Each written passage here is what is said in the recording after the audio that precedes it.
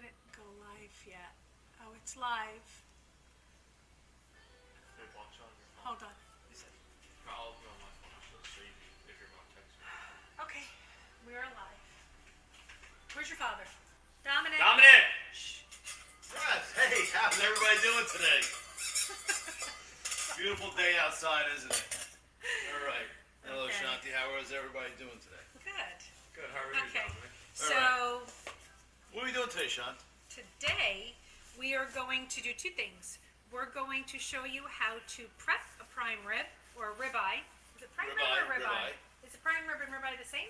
They are the same in principle, but they're two different types of meat. Okay, so this though is a ribeye? This is a ribeye we have in front of us. Okay, Hold on, wait. so There's only one person watching. Don't worry about it. Yes. No, there's two. It's me and Tori. hit Go ahead. mute. Cash out. Look. It doesn't What are we matter. doing? What are we doing? Okay. So what we're going to do with this is we're going to prep it to go in the oven.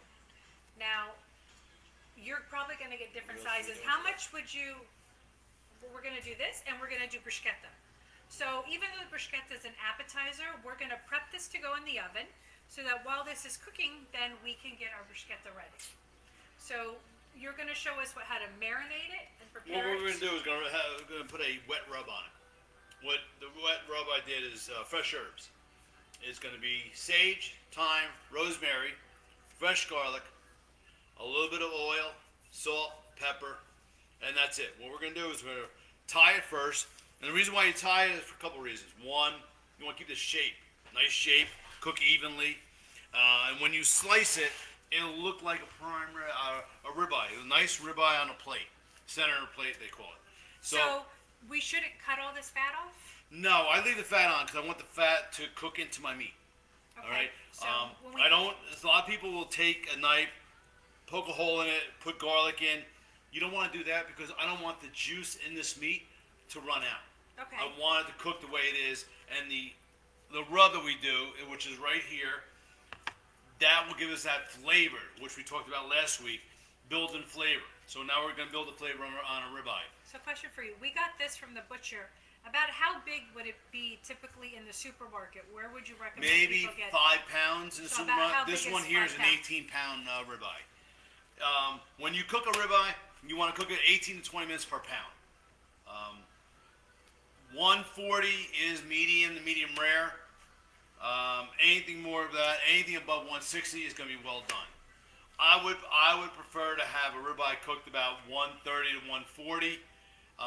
After you take it out of the oven, all right, it will carry over another 10 to 12 degrees. And All I right. know with us, we're having a birthday party today. So My son's birthday also. This is not just for the two of us or the four of us, even though we would probably still cook the same amount because we're not good at cooking less. But the one nice thing about this meat is this is the type of meat that when you reheat it, you can saute it. I know my family will take it, typically saute it, put gravy, mushrooms, and cook it. And it's the type of meat that doesn't get dry. So it's, or my mother will actually take some home and make chili out of it. So this is a really great meat where if you're going to have leftovers from the meat, it won't dry out. And if you undercook it and you want to Changing love saute all it, the time. you want to saute it, it doesn't lose its flavor and it doesn't get rubbery. So it's a really good meat for that. All right, I'm going to show you how to tie it. It's really simple how to tie meat. A lot of places do it differently. I do it the old style, which is the butcher's way. You go underneath, bring it together like this, put it over your 2 fingers, twist it, and bring the string that you have here under, over, and through the hole. All right? Bring them together, and then you pull it. If they Google what is the tie, because I couldn't even really see with your hands, like. You can Google ties for meat. Everybody has their own style of tying it. I learned this from a guy years ago, an older gentleman who I used to cook with. His name was Manny. He showed me how to tie it. He worked for a butcher in Lakewood. And it's very simple. You just take it over your 2 fingers, underneath the string. I know, it's not easy, but Yeah. it works out really nice. It keeps your rib Can someone just tie a regular double knot? Sure you can. Okay. You so can you tie could it. just tie a double. So see, if regular you look double at this meat now, it's perfectly shaped, so it's all gonna cook the same way. All right. And now what I'm gonna do with this meat is I'm gonna put it in my tray. Sean, can I have that tray, please? Wanted the tray back down. Put the tray to take the string out, please. And I'm gonna put the tray in here. So Now, you wanna talk what about- I would do when you cook this, I like to keep it. If I take it and put it in a tray, I'll put vegetables underneath it. Give that platform so it doesn't cook too fast on the bottom. The vegetables add a flavor to it. But we're doing a different style. What we're doing, we're gonna do it on a rack. We just and took the- this out of one of my other roasting pans. It's the one I actually use for Thanksgiving for my turkey. But since that pan was too small, we put it into a double disposable pan here, so that it's A strong 4-inch enough to deep hold. aluminum pan. So we're gonna just leave this right here, and then I'm gonna take my sauce, which is my marinade, and just rub it. And rub it all on there. You wanna get it all in. Dom, tell Yes. the pan what's in. The marinade. Okay, in the marinade itself, again, you got herbs. And So this is which I call herbs is thyme, sage, and rosemary. all fresh. Yep. Oh my And God, it's smells all good. fresh. And then you take olive oil, salt, pepper, fresh garlic, put it all in there. Rub it in. Get that meat. Lather it up, baby. All right. So you get it all nice, covered, and everything. Dominic's favorite part of making the ribeye.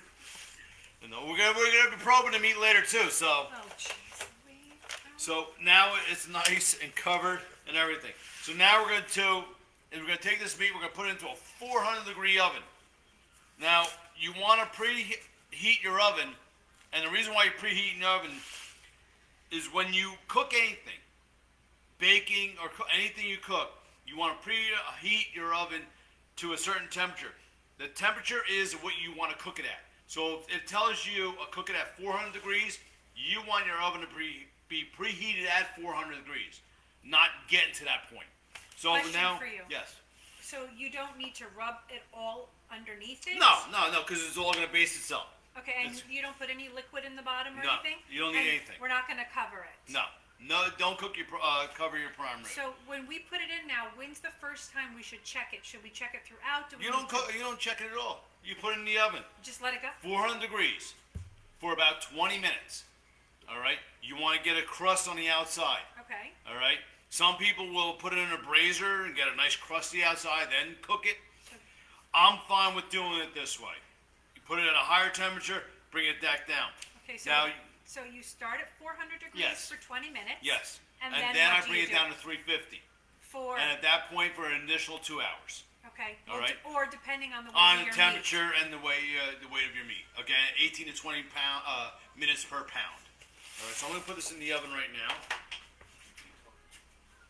Okay. So while that's in the oven, we're actually going to make bruschetta. So we prepped some of the tomatoes earlier, and we actually made our crostini. So I had put in the directions that you can get the bread. I'm going to show you the bread that we use. Yeah, this bread we actually got from Joe Leone's because that's where Dominic works, so it's convenient. You can get any type of Italian bread like this. This has the sesames on it. You don't need the sesames. We particularly like the flavor. I feel like it adds additional flavor. And then we slice them thin. Do you want to tell them what you then did? Now- to-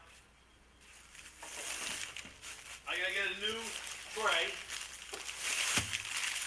All right, I'm gonna get a tray. I don't need a big tray because what I'm gonna do now That's is, a really little tray. like I said, I don't need a big tray. It's a very small tray. And what I'm gonna do is gonna take the Italian bread. I'm gonna show you how thick to cut it. You don't want to cut it really thick because what you're gonna do is you're gonna toss it with a little olive oil, no salt, no pepper though. Why? Because whatever you're making, the bruschetta, you got salt, you got pepper, you got herb, you got flavor in there. If you keep on flavoring everything, then you're gonna have too much flavor, Okay, so salt and everything. you're gonna- So what I'm gonna do is I'm gonna take my bread, all right? It's gonna be about, I'm gonna say, John, what do you say? About Half half an an inch? inch? About a half All an right, inch. half inch. So we're gonna take, Oh, watch my hand. go ahead. Holy mother. So about a half inch. All right. So all you're gonna do is take those pieces there, and I'm gonna grab a bowl here. All right. Again, we use small bowls. Again, All right. very small bowls because they're easier to wash. Small bowls, easy to wash. We don't use big bowls. He did have me washing bowls all afternoon, right? No. Every Yes, time, yes. every time I either have to get it for him or wash it for him. What was the saying of the day? Don't worry, Shanti will wash it. Chanti will wash All it. right. So what I'm gonna Shanti will do wash is just put a little olive oil on it. All right. Tilt it. All right. All right. A little olive oil. Get them coated. You can put them on a tray, not a problem. And just drizzle a little olive oil if you want it, not a problem. And then what you do, what I like, is I take a shredded cheese. Did you throw the container away? Yes, I did. It's a 3 cheese. It's Parmesan, it's Romano, and it's a Gruyere. And what I it's do, the one from last week. I bought it from ShopRite in that case at the end. and all you're gonna do is put it on the foam tray, white. like this. All right, just like that on a tray, not a problem. That's a really good job. And then you're gonna take the cheese, just put a little cheese on top. Can I have a cheese, Shanti? But you Grated cheese. threw the container No, give away. me grated cheese. A regular grated cheese? Yes. Shanti's gonna give me regular grated cheese. I'm gonna just show you. You're just gonna put a little bit of cheese on top.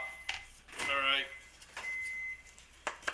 But the shredded one we had gotten is the one where when it's in the container, you can see the pieces. It's not, what is this, ground? This- the other this one is is- shredded. Yes.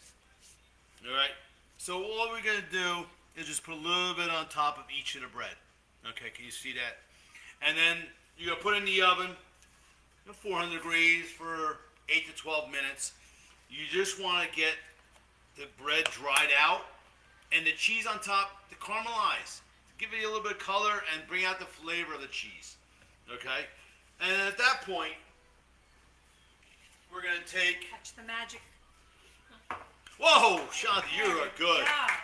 Okay, what we're gonna do is, all right, what we have here is our crostinis. Again, what we did here, we just took the cheese, melted it on there, roasted in the oven, and we got that nice, pretty color there. All right, and it's nice and crisp and everything. So now what we're gonna do is we're gonna make our bruschetta part. Can I have the But no, you made us do one more step with this, with the garlic. garlic? Thank you, Shanti. You're welcome. It's a Dom. very important part. You take a little bit of fresh garlic. Do we have any more clothes left? Where's Yes, your in the plate? refrigerator. In the refrigerator, on the top right, in the plastic. Okay. After you cook it, okay, this is important. My son, my wife, my daughter like this, and so does Tori. You take a little bit of fresh garlic, a clove, and just rub it on, just a little bit. Unless you like a lot of garlic, just put a little bit on the bottom. You want to bring the essence of the garlic out and the oil onto the bread. All right. So And rubbed that's it all we on- did. We just rubbed rub it it. on every single piece. I and don't then- use roasted garlic on that part. I use the fresh garlic. I like the flavor and the oil that it gives onto the plate. Now, could I have a tray, please? A cutting board? Oh, a cutting board or a Yeah. tray? No, cutting board. Now here, I'll show you how to do the bruschetta. Bruschetta is very simple. All it is plum tomatoes. Use plum tomatoes for the simple fact is the moisture content of plum tomato is a little bit less than a regular tomato. Jersey tomatoes are very nice.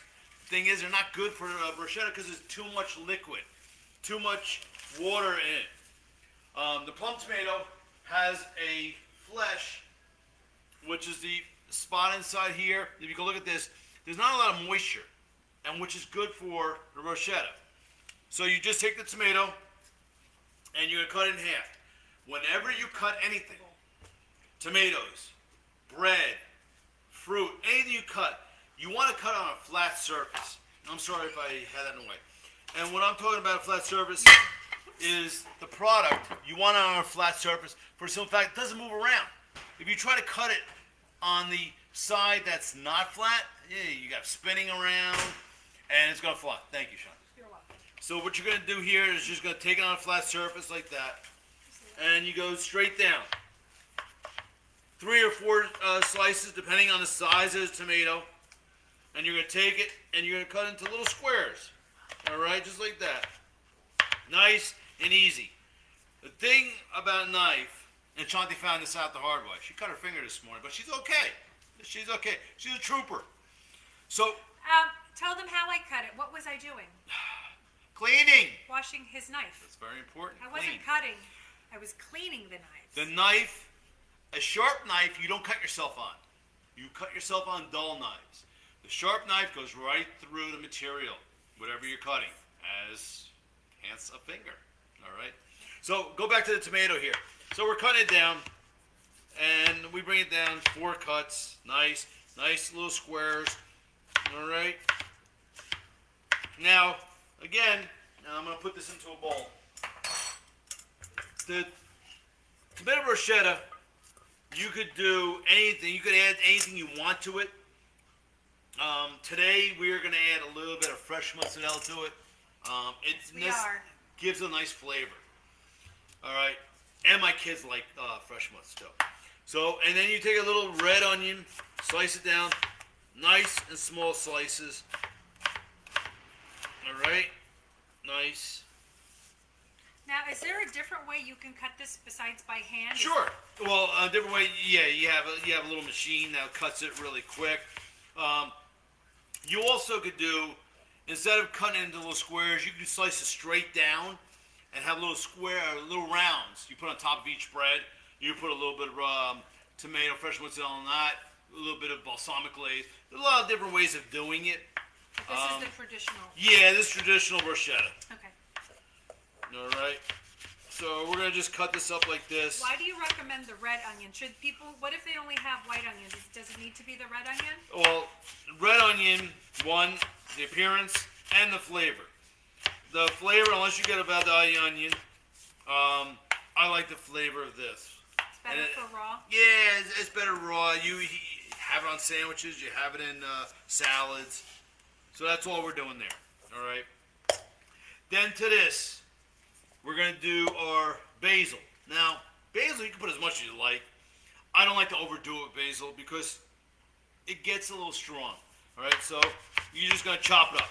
Now, we have fresh basil. I actually just bought a little plant this year so that I have the basil all the time. The difference in smell with fresh basil, oh my gosh, it's delicious.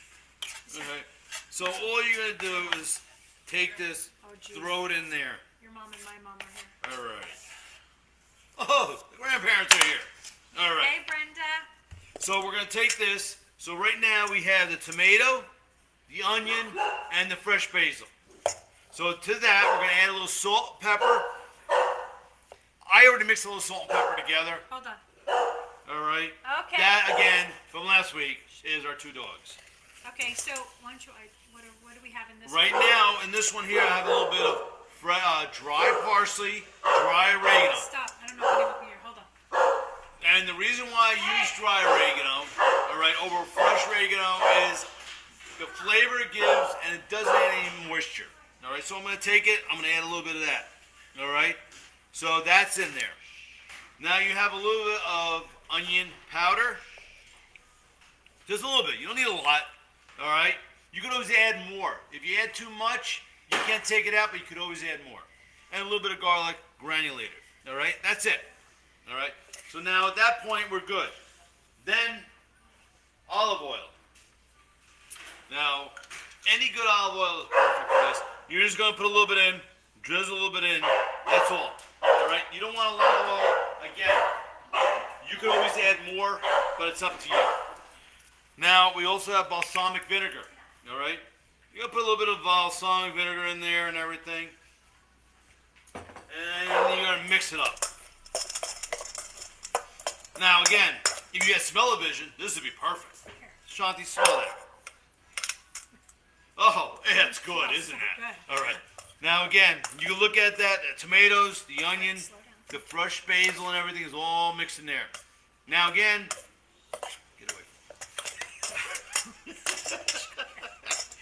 Now again, if you want a little bit more oil or a little more balsamic, you can add it. That's not a problem. So what you're going to do is you're going to check the flavor. All right, and Chanti, I want you to try it. Here you go. Tell me. Get away from me. Try it. All right. She's being stubborn. Your mom's here. So you're gonna try this and see how it is. Oh yeah, we're good. Here, let Tori try let them. All right, Tori, I want you to try this. Come here, Tori. Tori from last episode, Mike and Dina, Nick and Dina's daughter. All right, I want you to just try that. And if we have to add a little more balsamic or olive oil, we will. All right. Good. All right. Tori likes it. We're good. All right, we're okay. Did you try it? Yeah, I tried it. All right, Chanti tried. So now we're gonna take the crostinis, So, put them back on the plate. All right. And what we're gonna do is we're gonna just take this here, do you stir it up a little bit more. All right. And then what we're gonna do is we're gonna just place it on the bread. Yeah, okay. And place it on the bread just like that. Or you can leave it in a bowl. Now today we're going to leave it in a bowl because Chanti made this earlier. All right. And we're going to leave it in a bowl. And then they can just take the crostinis, put a little bit on top, put a little bit more or less, whatever they like. All right. And that's basically it. That's crostinis with bruschetta. And you can also, I know my kids love it with a little bit of extra balsamic glaze on top. So even if you have it like And this, we have balsamic glaze right here. is it And okay? all we do, we just a little bit like that, a little bit on top, a little bit extra boost of flavor of balsamic, and that's it. And It's very especially simple. if you have the fresh mozzarella with it, this with some fresh mozzarella and the balsamic glaze, it's really very good. Now the only thing, if you do add a fresh mozzarella to this, you want to add it jelly. later. You want to add it later in the stage, right before you put it on the bread or put it on the side. For the simple fact is, the fresh mozzarella will pick up the color of the balsamic and it'll make it very dark. And it gets a little mushy too, Yeah. right? You want to keep the white color of the fresh mozz in here as long as you can. So it looks better and also tastes a little better so it's not too strong of balsamic. Okay, and we have to have a cocktail too. Thank you very much. I didn't start mine today because it was early and I didn't eat yet, so. All right, again, recap. Our prime rib, we marinated, rubbed it with the wet rub, sorry. And we put it in the oven. 18 to 20 minutes per pound. Uncovered. Again, uncover. You don't want to cover it. Start at 400, bring it down to 350, all right? And you cook it for an additional 2 hours. The first 400 degrees, you're going to cook it for 15 to 20 minutes. You want to get a little bit of crust growing on that. And then when it cooks for the extra additional 2 hours, it will pick up that flavor and that extra crust that you're looking for. And then when we serve the prime rib or the ribeye, a couple things I do to it is we have a couple different sauces. So one sauce I always make to go along with the ribeye, in addition to like a traditional steak sauce, is mix 1 can of sour cream with 1 whole jar of hot horseradish sauce, and you mix it together, and it's like Look at that. careful, a horseradish sour cream sauce, and it's delicious. Now again, with the prime rib. smell-o-vision, you can't beat it. This is amazing with prime rib. Yeah, and the great thing is it's very easy. It's just 1 regular can of the sour cream to 1 full jar of the hot horseradish sauce. And then today with dinner, we made fresh asparagus. And that again, like I said, I had Parmesan cheese to everything. We tossed it with Parmesan cheese, olive oil, salt, pepper, and a little garlic powder. And then Chanti roasted it for how long, Chanti? about 35 minutes at what's it, 350? 350. For about 35 minutes. And then, Now, this is Tori's special. Austin and Tori, this is Tori's special though. Austin just helped out. he was the assistant. He was an assistant, okay. Tori, what she did is she took the potatoes, she washed them really good, and she went down 3/4 of the way. And what happens is they open up when they cook. And what she did is she basted them as she went on. Well, first she put butter in between In some between of the each pieces. of the pieces. And then she cooked them. And she did baste them with a garlic and Butter. fresh butter. And she basted them to get that flavor throughout the pieces in between. And then she cooked them 3/4 of the way till they're not all the way cooked. And then what she's going to do is put a little bit of Parmesan cheese, finish them in the oven, get a nice crusty outside, golden brown. So after she initially put the butter in, she put the butter in and she baked them in the oven for about 40 minutes. And then she melted butter in a pot and she added the butter, parsley, and the garlic. Chopped fresh garlic. And then she cooked it down, until the garlic was soft and a little bit buttery, so that it doesn't have that really strong garlic bite to it. And then she took like a basting brush and over the top of the potatoes added the butter, garlic, parsley, added that on top, and then put them in the oven to bake some more. So then, when she puts the cheese on now, we'll do a final roasting before we're ready to eat, so that the cheese is bubbly and the inside is all caramelized, and then everyone can have their own sliced potatoes. Or two. Or three. That's why we made it. Now, what I'll do with this, though, I'll put the temperature up in the oven to 400 degrees. They're already cooked. What I want to do is caramelize the outside and the cheese so it gets a nice color and a nice crispiness. Now, we made people ask about a sauce for the prime rib or ribeye. And what Chanti and I did is we took some vegetables and we took a little bit of broth. What I did was take oh, Chanti, you helped me out here. I like that. All right, go ahead. What we did was take some vegetables. We put it in a pot with the Lipton. What vegetables? I took some celery, onion, carrots. I put it in a pot. Dice them up small. You don't want big chunks. And then I put a couple of the onion soup mix. How many? Well, in the one pot that we made, I did 3 of them. So about how much water to this, or stock, or what? 2 cups 2 per cups? pack. 2 cups All per right. pack. Now, if you like it a little bit stronger, you might put a little bit more. If you like it a little bit weaker, So you put less. You put the vegetables in and you let them cook? Yes, let them How cook. long? You're going to let them cook in the liquid. You want the flavor of the vegetables Okay. in the liquid. So you put them in raw. While it's raw, you add the 2 cups of water to And 1 that, pack of this. and just let it cook. Okay. You just want the flavor in with the au jus stock. How do I know when it's done? You're just cooking it until the vegetables are done. Okay. This here, all the flavors in there. All you want to do is cook the vegetables till they're nice and soft, so you can add it to the roast beef. Now, the prime rib and the ribeye, I'm gonna just tell you a little something. Now, a prime rib, which has the bones on the bottom, okay? The flavor of a prime rib is a very strong flavor because of the fat content and the bones. A ribeye, which has no bones on the bottom, all right? There is fat, but the marbling in a ribeye is a lot more than a 109 prime rib. The flavor of a ribeye is going to be a little bit more milder, but it's going to have a buttery texture, smoother texture, and cut like butter. I love It's ribeye. amazing.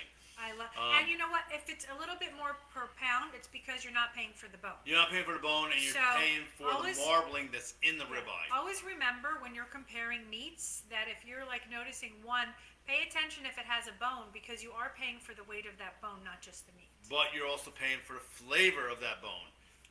If you like. Fat equivalents to flavor. But the ribeye has fat. Yes, it does. And it doesn't have a bone. No, it doesn't. But the flavor of ribeye is going to be a little bit buttery. I love the flavor of ribeye. All right, and prime rib is going to be a little different. Because who doesn't like butter? This family loves butter. Well, butter, meat, and potatoes. Means flavor. Yeah. And everybody loves flavor. All right. And we talked about last week about building flavor, and that's part of it. Okay. All right. I think that's everything, Chanti. I think that's it. We were just doing a quick one today because Dominic does get a lot of phone calls, especially around the holidays, from family and friends asking how to season. So I will, just like I did last week with the artichoke Francaise, I will do a quick type up for the marinade mix that we used, as well as a quick type up for the bruschetta, and post it on the side. We're also going to upload our video to our YouTube channel, Cooking with Dom and Chanti, so subscribe to the channel so that you can revisit and watch our videos anytime. And again, if you would like to see something in the future, please DM us or write in the comments something you would like for us to show you, and we can do that in the next show. Sure, we have no problem preparing anything you like. Yeah, All right. I think we're done. that's it?